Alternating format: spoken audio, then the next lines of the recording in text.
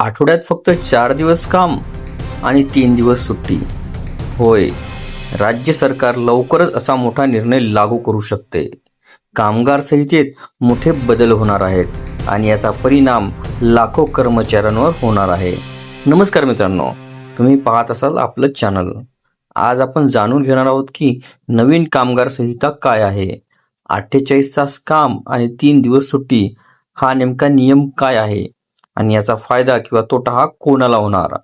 Video शेवटपर्यंत नक्की पहा, कारण शेवटी महत्त्वाची माहिती आहे. राज्य सरकार लवकरच नवीन कामगार संहिता लागू करण्याच्या तयारीमध्ये आहे. या नव्या नियमानुसार कामगारांना आठवड्यामध्ये एकूण 48 तास काम करावे लागणार आहे. पण महत्त्वाची गोष्ट म्हणजे हे 48 तास 5-6 दिवसात नव्हे, तर फक्त 3 किंवा 4 दिवसात पूर्ण करता येतील. म्हणजेच उर्वरित 3 दिवस भरपगारी सुट्टीही मिळू शकते. म्हणजे रोज 12 तास काम आणि मग सलग 3 दिवस सुट्टी. हा पॅटर्न आधीपासूनच काही देशांमध्ये वापरला जातो, जसे की युनायटेड किंगडम, फ्रान्स, जपान. आता हीच पद्धत राज्यात लागू करण्याची तयारीही सुरू करण्यात येत आहे.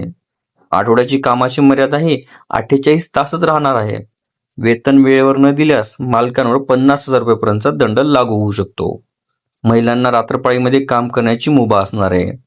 कार्यस्थळी पाळणाघर ही सुविधा अनिवार्य असणार आहे. सणासुदीच्या काळामध्ये जास्त वेळ काम केल्यास दुप्पट बोनस मिळणार आहे. गेल्या वर्षी केंद्र सरकारने 29 कामगार कायदे रद्द करून 4 नवीन कामगार संहिता या लागू केल्या आहेत.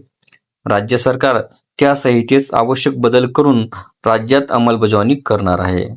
मात्र कामगार संघटनांनी रोज 12 तास कामाच्या प्रस्तावाला विरोध दर्शवला आहे.